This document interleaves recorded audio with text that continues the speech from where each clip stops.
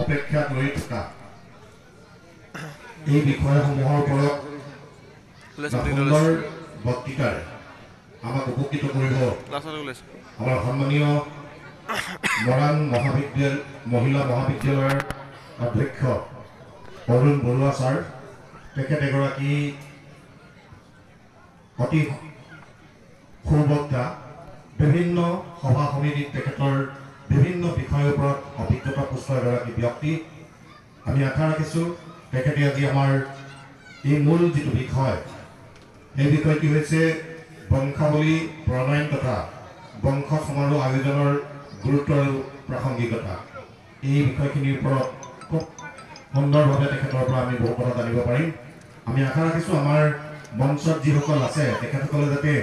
আমাৰ সভা অন্ত নোহোৱা পৰ্যন্ত আপোনালোকে উপস্থিত থাকি প্ৰতিটো কাৰ্যসূচীতে সহযোগিতা আগবঢ়াবলৈ অনুৰোধ জনাই তেখেতক মই বক্তব্য প্ৰদান কৰিবলৈ অনুৰোধ জনাইছোঁ।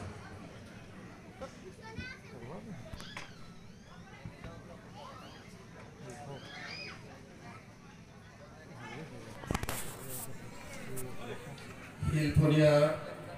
বংশৰ প্ৰথম বাৰ্ষিক বংশজ সমাৰোহ মুকলি সভাৰ সন্মানীয় সভাপতি ডাঙৰীয়া আৰু মঞ্চত উপবিষ্ট বিশিষ্ট ব্যক্তিসকল, মই ব্যক্তিগতভাৱে আটাইকে সম্বোধন নকৰোঁ, সময় বৰ দীঘলীয়া হৈ গৈ আছে আৰু আটাইৰ সৈতে মোৰ ঘনিষ্ঠতা পৰিচয় নাই, গতিকে আটাইৰ নামো মই নাজানো। সেইকাৰণে মই সময় আনিব বিচাৰিছোঁ। মৰাণলৈ যাবগৈ লাগিব, তথাপিও আপোনালোকৰ এই বৃহৎ অভিজাত আয়োজন প্ৰায় 2 ঘণ্টা ধৰি প্ৰত্যক্ষ কৰিছোঁ আৰু বিভিন্ন ধৰণৰ আপোনালোকৰ মাংগলিক অনুষ্ঠান আছিল, সেইখিনি ইতিমধ্যে আপোনালোকে শেষ কৰিছে। আপোনালোকে আৰম্ভণিতে লিখিছে যে অসমীয়া জাতিৰ অবিচ্ছেদ্য অংগস্বৰূপ অসমৰ অন্যতম ইতিহাস বিজড়িত খিলঞ্জীয়া বংশ শিলপনীয়া বংশৰ শিপা আৰু গৰিমা সন্ধানী অভিজাত আয়োজন। নিশ্চিতভাৱে এই অভিজাত আয়োজনে এটা নতুন দিশৰ উন্মোচন কৰিব, যি দিশে আপোনালোকৰ এই শিলপনীয়া বংশটো বিভিন্ন স্থানত চেদেলি বেদেলি হৈ থকা মানুহখিনিক একত্ৰিত কৰি এখন মঞ্চ দিব আৰু এই একত্ৰিত কৰি এই চেদেলি ভেদেলি হৈ থকা মানুহখিনিৰ মাজত সমন্বয় আৰু সংহতিৰ ভেটি সুদৃঢ় কৰিব। আপোনালোকৰ মাজত আন্তৰিকতা, ভাতৃত্ব, বন্ধুত্ব বৃদ্ধি পাব। নিশ্চিতভাৱে প্ৰাসংগিক আৰু গুৰুত্বপূৰ্ণ। কিন্তু বিষয়টোৱেই হৈছে যে বংশাৱলী প্ৰণয়ন তথা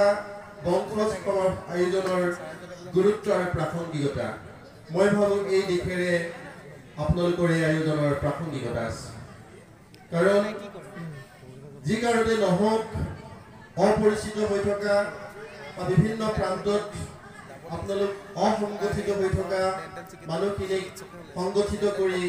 প্ৰথমবাৰৰ কাৰণে এখন মঞ্চত সমবেত কৰোৱা এই প্ৰয়াস আৰু প্ৰযত্ন নিশ্চিতভাৱে প্ৰশংসনীয় আৰু ইয়াৰ গুৰুত্ব আছে। বিষয়টোৱে তাকেই প্ৰতিনিধিত্ব কৰে। বিষয়টোৰ গুৰুত্ব সেইকাৰণে আছে আৰু ইয়াৰ প্ৰাসংগিকতা আছে, এইখিনিতে মই সেই কথাই অনুভৱ কৰিছোঁ। এতিয়া মই কিছু দূৰলৈ আঁতৰি যাব বিচাৰিছোঁ যে মোৰ যিটো সীমিত অধ্যয়ন আৰু আপোনালোকেও তাৎক্ষণিকভাৱে মোক নিৰ্দিষ্ট বক্তা হিচাপে পৰিচয় কৰাইছে, বিষয়টোৰ যিটো শিলপনীয়া বংশৰ কথা কৈছে, এই বংশটোৰ সম্পৰ্কে মোৰ বিশেষ পৰিচয় নাছিল, কোনো ধাৰণাও নাছিল বা মই অৱগতও নাছিলোঁ। কিন্তু হঠাৎ যেতিয়া মোক এই বংশটোৰ সম্পৰ্কে কোৱা হ'ল আৰু এনেকুৱা এটা বংশ আছিল, আছে বা তেওঁলোকৰ গৌৰৱশালী ইতিহাস আছে, সেই কথাটো মই নিজে জনা নাছিলোঁ আৰু সেই কথাটো মই ইতিহাসতো তেনেকৈ মোৰ কোনো পৰিচয় নাছিল। আৰু আপোনালোকৰ সৈতেও 2-1 কথা পাতি গম পালোঁ যে তেনেকুৱা ধৰণৰ কোনো ইতিহাস প্ৰণয়ন হোৱা নাই। নিশ্চিতভাৱে এই যিটো প্ৰয়াস কৰিছে ই বৰ আদৰণীয় আৰু প্ৰশংসনীয়। এতিয়া সেইটো কেৱল শেহতীয়াকৈ যদি আমি বিশ্বৰ ইতিহাসলৈ ঘূৰি যাওঁ তেতিয়াহ'লে দেখিব যে সমগ্ৰ বিশ্বজুৰি এতিয়া পুনৰুত্থানবাদ যিটো ৰিভাইভেলিজম বুলি কয়, এই পুনৰুত্থানবাদে গা কৰি উঠিছে। মানে মানুহ শিপাৰ মূলৰ পৰা শিপালে আৰু শিপালে মানুহ ঘূৰি যাব বিচাৰিছে। ইয়াৰ বহু কাৰণ আছে। কাৰণ বৰ্তমানটো সমস্যাৰ ভাৰাক্ৰান্ত, অতীতটো অন্ধকাৰ ছোৱালী, এনে ধাৰণা আমাৰ মনত সোমাই গৈছে যে বৰ্তমানটো আমাৰ বেয়া, অতীতটো আমাৰ ভাল আছিল, গৌৰৱশালী আছিল। অতীতৰ আমাৰ যি গৌৰৱশালী ইতিহাস, সেই ইতিহাসে ভৰপূৰ, গতিকে অতীতটো ভাল, অতীতটো সমৃদ্ধিশালী আছিল। আৰু সেইকাৰণে আমি অতীতৰ বুকুত জীয়াই থাকিবলৈ শিকিছোঁ আৰু অতীতৰ বুকুলৈ আমি ঘূৰি যাবলৈ চেষ্টা কৰিছোঁ। কি কাৰণে কৈছোঁ যে বৰ্তমানটো আমাৰ সমস্যাৰ ভাৰাক্ৰান্তৰ, ভৱিষ্যতটো আৰু অন্ধকাৰ। কিন্তু অতীতৰ বুকুলৈ ঘূৰি যোৱা ভাল, আমাৰ গৌৰৱশালী ইতিহাসক কঢ়িয়াই যোৱা ভাল, বা গৌৰৱশালী ইতিহাসৰ বুকুত আমাৰ আজিৰ প্ৰজন্মক থিয় কৰাটো ভাল। কিন্তু আমি কেৱল অতীতৰ বুকুত জীয়াই থাকিব নোৱাৰোঁ। আমি জীয়াই থাকিব লাগিব বৰ্তমানৰ বুকুত, বৰ্তমানৰ পৰিস্থিতি আৰু ভৱিষ্যতৰ সপোন দেখি। গতিকে আমি শিপাৰ পৰা, মূলৰ পৰা শিপালে, শিপাৰ পৰা আৰু শিপালে, আৰু কিমান দহলৈকে আমি খান্দিম, এই কথাষাৰ কিন্তু আজিৰ সময়ত সমানে প্ৰাসংগিক। আমি এটা পৰ্যায়লৈ খান্দিব লাগিব, আমাৰ বংশৰ পৰিচয় আমি উদ্ধাৰ কৰিব লাগিব, আমি শিপাৰ সন্ধান কৰিব লাগিব। কিন্তু সেই শিপাৰ সন্ধান কৰি বা বংশৰ পৰিচয় প্ৰতিষ্ঠা কৰাতেই আমাৰ সকলো দায়িত্ব শেষ নহয়। আমি বৰ্তমানৰ প্ৰায়োগিক যিবোৰ দিশ, সেই প্ৰায়োগিক দিশৰ সৈতেও আমাক ৰজিতা পোৱাই আমি আগবাঢ়ি যাব লাগিব, আমাৰ সমাজখন আগবঢ়াই লৈ যাব লাগিব।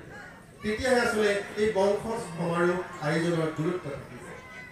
নহ'লে কেৱল আমি গৌৰৱশালী ইতিহাসক সোঁৱৰিয়েই আমাৰ আজিৰ বৰ্তমানৰ দায়িত্ব শেষ কৰিলে আমাৰ ভৱিষ্যতটো কেতিয়াও ধুনীয়া নহয়।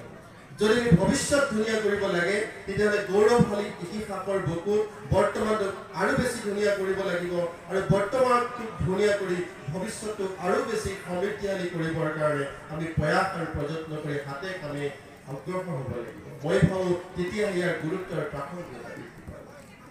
আমি যদি মানৱ জাতিৰ শিপা বিচাৰি যাওঁ, তেতিয়াহ'লে 20 লাখ বছৰ আগলৈ ঘূৰি যাব লাগিব। মানৱ সভ্যতাৰ বয়স এতিয়ালৈকে 20 লাখ বছৰ হৈছে। এই 20 লাখ বছৰত বহু সভ্যতা আহিছে আৰু বহু সভ্যতা হেৰাই গৈছে। ইনকা সভ্যতা, মায়া সভ্যতা, মহেঞ্জোদাৰো সভ্যতা, এই সভ্যতাবোৰ পৃথিৱীৰ বুকুৰ পৰা হেৰাই গ'ল। নতুন সভ্যতাৰ সৃষ্টি হৈছে। এতিয়া আমাৰ যিটো সভ্যতা, আমি যিটো সভ্যতাত বাস কৰিছোঁ, এই সভ্যতা বহু বেছি দিনৰ পুৰণি সভ্যতা নহয়। কাৰণ আমি জানো যে মানুহ প্ৰথমতে য'তেই সৃষ্টি নহওক কিয়, সেইটো প্ৰব্ৰজন মানুহৰ এটা ইতিহাসৰ ধৰ্ম। মানুহ প্ৰব্ৰজিত হৈছে, এঠাইৰ পৰা আন এঠাইলৈ গৈছে, য'ত সুবিধা আছে, য'ত সুচল আছে, মানুহ তালৈ গুচি যায়। এতিয়া আমাৰ যিটো বংশ, আমাৰ যিটো স্বকীয় জনগোষ্ঠীয় পৰিচয়, সেইখিনি ইতিহাসলৈ যদি আমি ঘূৰি চাওঁ, তাতকৈ বহু আগলৈ ঘূৰি গ'লে বহু দীঘলীয়া হ'ব। তেতিয়াহ'লে আমি 12 শতিকালৈ ঘূৰি যাব লাগিব। এই 12 শতিকাৰ পৰা আজিৰ সময়লৈকে এই সময়খিনি যদি চাওঁ, তেতিয়াহ'লে 12 শতিকাৰ আগত অসম নামৰ কোনো তেনেকুৱা ভূখণ্ড নাছিল। যি কাৰণে নহওক, যেনেকৈ নহওক, এই ভূখণ্ডত বিভিন্ন জনগোষ্ঠীৰ, জাতি জনগোষ্ঠীৰ সমন্বয়ত এখন সমৃদ্ধিশালী অসম গঢ় লৈ উঠিলে। আৰু এই সমৃদ্ধিশালী অসমখন গঢ় লৈ উঠাৰ পিছত বিভিন্ন জাতি জনগোষ্ঠীৰ সমন্বয়ত বিভিন্ন সংঘাত আৰু সংঘৰ্ষৰ ফলশ্ৰুতিত জাতিটো আজিৰ পৰ্যায়ত উপনীত হৈছে। সেই গোটেই সংঘৰ্ষখিনিক মই এতিয়া সমীয়াই চাবলৈ নাযাওঁ। এতিয়া আমি যিসকলক আহোম বুলি কৈছোঁ, টাই আহোম জনগোষ্ঠী বুলি কৈ আছোঁ, মই নিজেও টাই আহোম জনগোষ্ঠীৰ এজন ল'ৰা। সেই সূত্ৰে যদি মই চাওঁ, তেতিয়া এই জনগোষ্ঠীটোৰ মাজতো আমাৰ মাজতো আমি বিভিন্ন ধৰণৰ যদি আমি শিপা খান্দিবলৈ যাওঁ, শিপাৰ সন্ধানত যদি আমি নামি যাওঁ, তেতিয়াহ'লে সেই সময়ত আহোম ৰাজত্বৰ সময়ত যিবোৰ কৰ্মৰ ভিত্তিত বিষয়বাববিলাক প্ৰদান কৰা হৈছিল, আৰু এই কৰ্মৰ ভিত্তিত বিষয়বাববিলাক প্ৰদান কৰিছিল যে যিটো কৰ্মৰ লগত তেওঁ জড়িত, সেইধৰণে তেওঁ বিষয়বাববিলাক আহোম বিষয়াসকলে তেওঁলোকক প্ৰদান কৰিছিল। এতিয়া শিলপৰীয়াসকলো সম্ভৱতঃ তেনেকুৱা এক কৰ্মৰ সৈতে জড়িত আছিল। হয়তো আপোনালোকে ক'বৰ দৰে যে শিলত পানী কৰা কাৰ্যৰ লগত হয়তো তেওঁলোক জড়িত আছিল, বা শিলৰ বিভিন্ন ধৰণৰ কাৰুকাৰ্যৰ লগত হয়তো তেওঁলোক জড়িত আছিল। সেইকাৰণে হয়তো তেওঁলোকক এই এই যিটো সন্মানে তেওঁলোকক সন্মান যচা হৈছিল বা তেওঁলোকে বিষয়বাদ যচা হৈছিল সেইটো আমি তেনেকৈ ভাবিব পাৰোঁ যেনেকৈ নামদালৰ শিলৰ সাঁকো এটা শিলৰ পৰা এডাল সাঁকো নিৰ্মাণ কৰা হৈছিল নিশ্চয় তাত উন্নত মানদণ্ডৰ ব্যক্তিয়ে সেই কাৰুকাৰ্য নিৰ্মাণ কৰিছিল গতিকে তেওঁলোক তেনেকুৱা ধৰণৰ ব্যক্তিসকলকো হয়তো শিলপনীয়া বা শিলৰ লগত জড়িত বিভিন্ন ব্যক্তিৰ কাৰণে শিলপনীয়া বুলি হয়তো পৰিচয় কৰা স্থল থাকিব পাৰে তাৰ কাৰণ যিয়ে নহওক আমি জানো যে যি সময়ত আমি মানে 3বাৰ আমাক আক্ৰমণ কৰিছে কি কাৰণে আক্ৰমণ কৰিছে তাৰ ইতিহাস পঢ়িয়াই চোৱাৰ পৰিৱেশ নহয় বা এই অঞ্চল নহয় কিন্তু 3বাৰ আক্ৰমণৰ ফলত আমি বহু মানুহৰ মৃত্যু হৈছে বহু মানুহৰ এই ভূখণ্ডেৰে পলাই গুচি গৈছে গেট চাহাবে যেতিয়া এটা সমীক্ষা কৰিছিল যে মোমাই কমলি বৰপুৰা দিনৰ পৰাই জনবিন্যাস বা পিয়ল কৰাৰ পদ্ধতি আৰম্ভ হৈছিল যেতিয়া ব্ৰিটিছসকল ইয়ালৈ আহিছিল ইন্দাবুৰ সন্ধিৰ পাছত তাৰ আগত ইয়াত কিমান মানুহ আছিল তাৰ এটা সমীক্ষা গেট চাহাবে চলাইছিল মানুহৰ আগতে ইয়াত 24 লাখ মানুহ আছিল অসমখনত আৰু মান যোৱাৰ পাছত প্ৰায় 16 লাখ মানুহ বাচি থাকিল তাৰমানে 8-9 লাখ মানুহৰ হিনদেৰি হৈছে মানৰ আক্ৰমণৰ ফলত এই যে 8-9 লাখ মানুহৰ মৃত্যু হ'ল বা বহু মানুহ ইয়াৰ পৰা গুচি গ'ল স্থানীয় ৰাজ্যলৈ সৌকা ক'ৰবাত গৈ পলাই জীৱন ৰক্ষা কৰিলে আৰু এই মানুহখিনিয়ে নিজৰ শিপা আৰু নিজৰ বংশৰ পৰিচয় হয়তো সেই মানুহখিনিৰ লগত মিলি গৈ হয়তো পাহৰি যাব লাগে হয়তো শিলপনীয়া মানুহখিনি হয়তো তেনেকুৱা হয়তো আক্ৰমণৰ ফলতো বিভিন্ন স্থানত চেদেলি হৈ থাকিব লগা হ'ল হয়তো তেওঁলোকৰ শিপা বা আহ হয়তো হেৰাই গ'ল পৰৱৰ্তী সময়ত তেনেকুৱা আমি ভবাৰ স্থল আছে এই যে 8 লাখ মানুহ নিশ্চিন্ন হৈ গ'ল নোহোৱা হৈ গ'ল মানৰ আক্ৰমণৰ ফলত 1817 চনৰ পৰা 1826 চনলৈকে 1817 চনৰ পৰা 1826 চনলৈকে এই যে 3বাৰ মানৰ আক্ৰমণ হ'ল এই মানৰ আক্ৰমণৰ ফলত অসমৰ জাতীয় জীৱনৰ বৃহৎ ক্ষতি হ'ল আৰু এই ক্ষতি হোৱাৰ পৰৱৰ্তী সময়ত হয়তো আমি বহু তেনেকুৱা চেদেলি হৈ যোৱাৰ এটা উপক্ৰম ঘটিল এতিয়া যিটো কথা আমি কওঁ যে গগৈ গোহাঁই এই ধৰণৰ উপাধিবিলাক যে আমি কওঁ যে এইবিলাকৰ যদি আমি ইতিহাস বিচাৰি যাওঁ গগৈ বুলি কোনো বিষয়বাদ নাছিল গোহাঁই বুলি কোনো বিষয়বাদ নাছিল বৰগোহাঁই বুঢ়াগোহাঁই বৰপাত্ৰ গোহাঁই বাইলং মোহন দেওধাই এইবিলাক আছিল কিন্তু গগৈ বা গোহাঁই বুলি কোনো বিষয়বাদ কিন্তু নাছিল মানে গগৈটো কুকৈ বুলি মাতিছিল মৰমতে আমাৰ মৰমত এটা মতা সম্বোধন আছিল কুকৈ সেই কুকৈটোৱে পৰৱৰ্তী সময়ত গৈ হ'লকে গগৈ যেনেকে আমাৰ দেউৰেকক কি বুলি কয় মৰমতে গোহাঁই দেউ বুলি কয় মোকো মোৰ বৌ এগৰাকীয়ে মোক গোহাঁই দেউ বুলি মাতে মই প্ৰথমতে বুজা নাছিলোঁ কেলে গোহাঁই দেউ বুলি মাতে পিছত গম পালোঁ মৰমত মতা মাত আৰু সেই গোহাঁই দেউটোৱে গোহাঁই হ'ল বুলি কোৱা হৈছিল তাৰমানে যেতিয়া ব্ৰিটিছৰ দিনত উপাধি প্ৰচলনৰ এটা ব্যৱস্থা আৰম্ভ হ'ল তেতিয়া যিসকল বিষয়বাপত নাছিল সেই আহোম পৰিয়ালৰ অধিকসংখ্যক লোকে হয় গগৈ লিখিলে নহয় গোহাঁই গতিকে এই ধৰণে আমাৰ জনগোষ্ঠীটোৰ উপাধি ব্যৱস্থাটোৰ পৰৱৰ্তী সময়ত আহিল এতিয়া আমি ভাগে ভাগে বিভিন্ন ধৰণে বংশাৱলী প্ৰণয়নৰ এটা ঢৌ উঠিছে মোহন দেওধাই বংশাৱলী গোহাঁই বংশাৱলী বৰপাত্ৰ গোহাঁই বংশাৱলী এনেকৈ বিভিন্ন ধৰণৰ বংশাৱলী প্ৰণয়নৰ এটা কিন্তু ঢৌ উঠিছে এই ঢৌটোক মই একে একেতে বেয়া বুলি নকওঁ কিন্তু মই ভাল বুলিও নকওঁ যিসকলৰ ইতিহাস অলৰেডি প্ৰতিষ্ঠিত সেইসকলে প্ৰতি বছৰে বংশাৱলী সমাৰোহ পতাৰ কোনো যুক্তি নাই যিসকলৰ ইতিহাস এতিয়াও প্ৰতিষ্ঠা হোৱা নাই যিসকলৰ ইতিহাস প্ৰতিষ্ঠাৰ বাকী আছে সেইসকলৰ বংশাৱলী প্ৰণয়নৰ প্ৰয়োজনীয়তা আছে কিন্তু যিসকল প্ৰতিষ্ঠিত প্ৰতি বছৰে আমি তেনেধৰণে বংশাৱলী প্ৰণয়নৰ কোনো মই যুক্তি নেদেখোঁ প্ৰত্যেকে যদি আমি গোহাঁই বৰপাত্ৰ গোহাঁই বুঢ়াগোহাঁই মোহন দেওধাই বাইলৌ সন্দিকৈ এনেকৈ যদি আমি চেদেলি হৈ থাকিলে আহোম বুলি আমি কাক কওঁ কোন আহোম কোন অসমীয়া এনেকুৱা প্ৰশ্নবিলাকো আমাৰ মনত মাজে মাজে আহে গতিকে আমি স্বগোষ্ঠীয় স্বতন্ত্ৰতা বিচাৰি আমি শিপা খান্দি তলৰ পৰা তললৈ গৈ থকাটো বহু বেছি যুক্তি নাই বুলি মোৰ মনে কয় এটা পৰ্যায়লৈকে আমি যোৱা ভাল কিন্তু এই যিটো ক্ষুদ্ৰ জাতীয়তাবাদৰ ভেটিত আমাৰ যিটো বৃহৎ জাতীয়তাবাদ সেই বৃহৎ জাতীয়তাবাদ যদি ক্ষতি নহয় ইতিমধ্যে আমি ক্ষুদ্ৰ জাতীয়তাবাদৰ নামত দৌৰি বৃহৎ জাতীয়তাবাদত বহুত ফাট মেলিলে আৰু যাতে ফাট নেমেলে যাতে আৰু চেদেলি ফেদেলি হৈ নাযায় তাৰ প্ৰতি কিন্তু আমি সমানে দৃষ্টি আৰু মনোযোগ আকৰ্ষণ কৰিব কাৰণ আমি পৃথিৱীৰ বুকুত এমুঠিমান অসমীয়া মানুহে জীয়াই আছো এই মানুহখিনিক আমি ঐক্যবদ্ধ কৰি সংগঠিত কৰি আমাৰ ভাষা সাহিত্য সংস্কৃতিক সুৰক্ষা আৰু প্ৰতিষ্ঠা কৰা আমাৰ প্ৰত্যেকৰে দায়িত্ব সেই দায়িত্বখিনি কিন্তু আমি নিষ্ঠাৰে পালন কৰা খুবেই প্ৰয়োজন বুলি মই ভাবিছোঁ গতিকে অতীত মৰি গ'ল মনৰ পৰা তাক দিয়া উচিত এনেকুৱা ধৰণৰ কথাও যিটো আমি গ্ৰহণযোগ্য বুলি নাভাবোঁ কিন্তু এই কথাটো আমি গ্ৰহণ কৰি ল'ব লাগিব যে আমি আমাৰ ইতিহাস আমি প্ৰতিষ্ঠা কৰিব লাগিব কিন্তু ইতিহাস প্ৰতিষ্ঠা কৰাৰ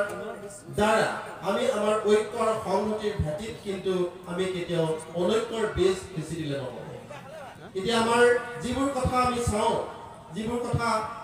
যিধৰণে আমাৰ জাতিটো অগ্ৰসৰ হৈছে যিধৰণে আমাৰ জাতিটো আগবাঢ়ি গৈছে এই আগবাঢ়ি যোৱাৰ বাটত আজি তাৰিখত আমি বিভিন্ন প্ৰত্যাহ্বানৰ মুখামুখি আৰু এই প্ৰত্যাহ্বানবিলাকৰ কাৰণে আমি বৰ্তমানটো বিভিন্ন সমস্যাৰে ভাৰাক্ৰান্ত হৈছোঁ এই বিভিন্ন সমস্যাৰে ভাৰাক্ৰান্ত হোৱাৰ কাৰণে আমি বৰ্তমানটো সমস্যাৰ জৰ্জৰৰ বাবে আমি অতীতটো বেছি ভাল বুলি ক'ব বিচাৰোঁ গতিকে আমি বৰ্তমানৰ বুকুত জীয়াই থাকিব লাগিব কেৱল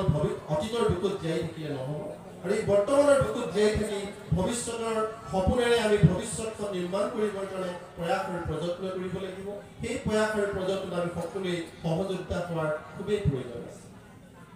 কাৰণ এটা জাতি যেতিয়া সংগঠিত হৈ নাথাকে চিপাহী বিদ্ৰোহ কিয় ব্যৰ্থ হৈছিল ব্ৰিটিছে আমাৰ ওপৰত 200 বছৰ শাসন কৰাৰ সুবিধা এইকাৰণে কৰিবলৈ সক্ষম হৈছিল যে সেই সময়ত আমাৰ জাতীয়তাবাদটো শক্তিশালী নাছিল আমাৰ জাতিবোৰ বিভিন্ন ধৰণে ভাগ হৈ আছিল এই বিভিন্ন ধৰণে বিভক্ত জাতীয়তাবাদ পৰৱৰ্তী সময়ত সংগঠিত হোৱাৰ বাবে আমি ব্ৰিটিছক খেলিবলৈ সক্ষম হৈছোঁ যে অসমীয়া মানুহৰ গৌৰৱশালী ইতিহাস অসমৰ যেনেকৈ গৌৰৱশালী ইতিহাস আছে অসমীয়া জাতিৰ গৌৰৱশালী ইতিহাস আছে আমি যদি চাওঁ যে এই যিখিনি বৃহৎ ইতিহাস আমাৰ চহকী ইতিহাস আছে সেই ইতিহাসখিনিক লৈ আমি আমাৰ ভৱিষ্যতটো নিৰ্মাণ কৰিব লাগিব ভাৰতবৰ্ষৰ স্বাধীনতা ইতিহাসত অসমৰ এক ধৰণৰ সুকীয়া স্থান প্ৰতিষ্ঠা কৰি থৈছে আমি যদি চাওঁ পথৰুঘাটৰ ৰণৰ কথা আমি ক'ব পাৰোঁ যে ফুলগুৰি কৃষক বিদ্ৰোহৰ কথা ক'ব পাৰোঁ সেই ফুলগুৰি কৃষক বিদ্ৰোহ 1821 চনতে হৈছিল সেই 1821 চনত হোৱা ফুলগুৰি কৃষক বিদ্ৰোহে কিন্তু ভাৰতৰ স্বাধীনতা আন্দোলনত বিশেষ প্ৰভাৱ পেলাব নোৱাৰে বিশেষ ভূমিকা লাভ কৰিব নোৱাৰে তাৰ বহু বছৰ পিছত প্ৰায় 60 বছৰ পিছত জুলিয়ানৱালাবাগৰ হত্যাকাণ্ড হৈছিল সেই হত্যাকাণ্ডত যিধৰণে প্ৰসাৰ হ'ল ইতিহাসৰ বুকুত তাৰ যিটো গৌৰৱ প্ৰতিষ্ঠা হ'ল তাৰ যিধৰণে তাক স্বীকৃতি লাভ কৰিলে সেই একেই স্বীকৃতি কিন্তু আমাৰ যিটো কৃষক বিদ্ৰোহে লাভ কৰিবলৈ নোৱাৰে এই কথাবোৰ আমি চিন্তা চৰ্চা কৰিব লাগিব এতিয়া আমি ভগত সিঙৰ কথা কওঁ তেনেকুৱা বহুত ভগত সিঙৰ ইতিহাস আমাৰ অসমীয়া ইতিহাসত আছে অসমৰ বুৰঞ্জীৰ ইতিহাসত আছে সেই কথাবোৰ আমি চিন্তা চৰ্চা কৰিব লাগিব আমাৰ যিসকল বীৰ বীৰাংগনাই যিধৰণে দেশ প্ৰেম সাহস জয়মতীৰ কথাই নকওঁ আমি আমাৰ লাচিত বৰফুকনৰ কথাই নকওঁ কিয় তেওঁলোকে যিদৰে সাহসেৰে দেশখন ৰক্ষা কৰিছিল যিধৰণৰ সাহসেৰে দেশখনক প্ৰতিষ্ঠা কৰিবলৈ সক্ষম হৈছিল এই যে তিলকে তেওঁলোকে সমন্বয় আৰু সংহতিৰ ভেটিত এটা জাতি থিয় কৰাইছিল সেই তিলকে সমন্বয় আৰু সংহতিৰ ভেটিত থিয় কৰা জাতিটো আমি কিন্তু স্বগোষ্ঠীয় আবেগ আৰু স্বতন্ত্ৰতাৰ নামত বহুত ভাগ কৰিলোঁ এতিয়া কিন্তু আমি পুনৰ এই ঐক্যবদ্ধ সংহতিৰে আমাৰ জাতিটোক শক্তিশালী কৰাৰ সময় আহি সেই কথাবোৰ আমি আমাৰ গৌৰৱশালী ইতিহাসৰ পৰা শিকাৰ প্ৰয়োজনীয়তা আছে গৌৰৱশালী ইতিহাসক কেৱল আমি শ্ৰৱণ কৰি থাকিলে নহ'ব গৌৰৱশালী ইতিহাসক আমাৰ জাতীয় জীৱনৰ ইতিহাসলৈ ৰূপান্তৰ কৰিবলৈ প্ৰয়াস আৰু প্ৰযত্ন কৰিব লাগিব আমি লাচিত বৰফুকনৰ যি বীৰগাথাৰ কথা কওঁ চুকাফাৰ যি সমন্বয়ৰ কথা কওঁ সেই কথাবোৰ আমি জাতীয় জীৱনৰ খোজে জাতীয় জীৱনত আমি তাক প্ৰয়োগ কৰাৰ সময় আহি পৰিছে কাৰণ সেই গৌৰৱশালী ইতিহাসৰ বুকুতে আমাৰ ভৱিষ্যতটো নিৰ্মাণ কৰিব লাগিব গতিকে বহুত বেছি দীঘলীয়া কৰিবলৈ নাযাওঁ মই মাত্ৰ এইটোৱেই কৈছোঁ যে এই বংশজ সমাৰোহ আয়োজনৰ প্ৰাসংগিকতা নিশ্চিতভাৱে আছে এই আয়োজনে এটা নতুন দিশৰ উন্মোচন কৰিব আমাৰ এই মানুহখিনিক নতুন এটা বাটেৰে আগুৱাই লৈ যাব এই মানুহখিনিক শিলপৰীয়া বংশৰ মানুহখিনিক এখন মঞ্চত থিয় কৰোৱাই তেওঁলোকৰ যিখিনি কাৰ্য আছিল, তেওঁলোকৰ যিখিনি অৱদান আছিল, তেওঁলোকৰ যিখিনি স্বকীয়তা আছিল, তেওঁলোকৰ যিখিনি স্বকীয় পৰিচয় আছিল, তেওঁলোক কিহৰ লগত জড়িত আছিল, তেওঁলোকৰ ইতিহাস কি, তেওঁলোকৰ বুৰঞ্জী কি, তেওঁলোকে কি বৃত্তিৰ সৈতে জড়িত আছিল, সেই কথাবোৰ জনাৰ প্ৰয়োজনীয়তা আছে। এই কথাবিলাকত গৱেষণা হোৱাৰ প্ৰয়োজনীয়তা আছে। নতুন প্ৰজন্মই এই কথাবোৰ জনাৰ দৰকাৰ আছে। মই ভাবোঁ উঠি অহা প্ৰজন্মই এই দিশবিলাকৰ ওপৰত তেওঁলোকে আলোকপাত কৰিব, আলোকপাত কৰি প্ৰকৃততে এই বংশটোলৈ কিহৰ লগত তেওঁলোকে কি বৃত্তিৰ লগত জড়িত আছিল আৰু কিহৰ কাৰণে তেওঁ পৰৱৰ্তী সময়ত চেদেলি হ'ব লগা হ'ল, আকৌ কিহৰ কাৰণে আমি সংগঠিত হোৱাৰ এক পৰিৱেশৰ প্ৰয়োজনীয়তা অনুভৱ কৰিছোঁ, এই কথাবোৰ ওপৰত আহিব লগা প্ৰজন্মই গৱেষণা কৰিব, গৱেষণা কৰি বংশটোক এটা সঠিক বাটেৰে আগবঢ়াই লৈ যোৱাৰ কাৰণে তেওঁলোকে প্ৰয়াস আৰু প্ৰযত্ন কৰি এটা নতুন দিশৰ উন্মোচন কৰিব আৰু সেই উন্মোচনৰ আলোকময় যাত্ৰাৰে ভৱিষ্যতৰ দিনত বংশটো উজলি থকাৰ লগতে বৰ্তমানৰ যি বৃহৎ জাতীয়তাবাদ, সেই জাতীয়তাবাদক তেওঁলোকে বৃহৎ জাতীয়তাবাদৰ অভিন্ন অংশ হিচাপে তেওঁলোকে জাতীয় জীৱনক সমৃদ্ধিশালী কৰাৰ ক্ষেত্ৰত গুৰু দায়িত্ব পালন কৰিব বুলি মই আশা আৰু বিশ্বাস ৰাখিছোঁ। এই বিশ্বাসেৰে আজি এই অভিজাত আয়োজনৰ লগত জড়িত ব্যক্তিসকলক মোৰ তৰফৰ পৰা আন্তৰিক কৃতজ্ঞতাৰ ধন্যবাদ জ্ঞাপন কৰিছোঁ আৰু মোক দুআষাৰ ক'বলৈ সুযোগ প্ৰদান কৰাৰ কাৰণে আটাইকে মই ধন্যবাদ জ্ঞাপন কৰিছোঁ আৰু বংশটোৰ ইতিহাস সঠিক ৰূপত প্ৰতিষ্ঠা হৈ জাতীয় জীৱনৰ ভেটিত এক নতুন মাত্ৰাৰে উজলি থাকিব বুলি আশা আৰু বিশ্বাস ৰাখি মোৰ অনুভৱ সামৰিছোঁ।